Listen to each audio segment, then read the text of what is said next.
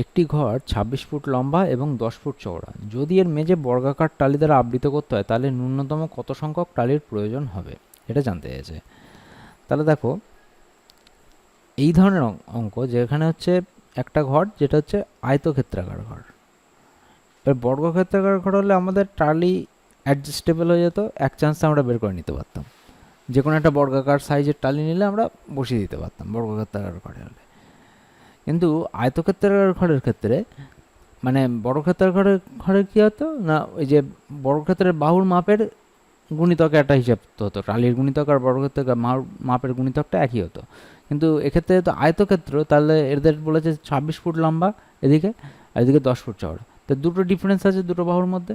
তাহলে এই ক্ষেত্রে এমন একটা টালি নেবো যেটা হচ্ছে পুরো ঘরটা ভর্তি হবে আমাদের, ঠিক আছে, ন্যূনতম জানতে গেছে কতগুলো টালি। তাহলে এক্ষেত্রে আমরা কী করবো, যে এদের গসাগু বের করে নেবো, মানে এদের দৈর্ঘ্য প্রস্থের গসাগু বের করে নেবো।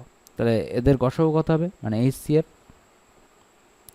26 আর 10, এদের গসাগু হচ্ছে 2।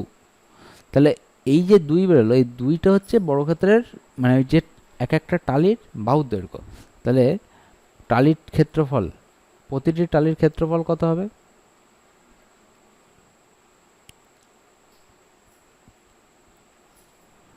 প্রতিটি টালির ক্ষেত্রফল হবে হচ্ছে বাহু স্কোয়ার, মানে 2 স্কোয়ার, মানে 4 ফিট স্কোয়ার, ঠিক আছে। এবার কত সংখ্যক টালি লাগবে, তাহলে টোটাল বর্গ আয়তকার ক্ষেত্রের ঘরের ক্ষেত্রফল বাই একটা টালির ক্ষেত্রফল। তাহলে মোট আয়তক্ষেত্রকার ঘরের ক্ষেত্রফল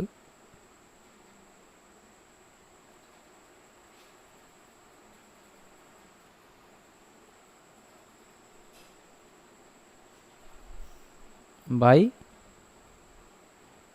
একটি টালির ক্ষেত্রফল।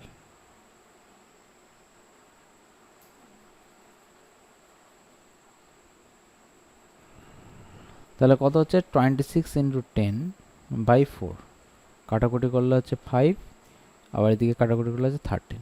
তাহলে মোট কতগুলো টালি লাগছে, 4, 65টি। তাহলে মোট টালির সংখ্যা হবে হচ্ছে 65টি।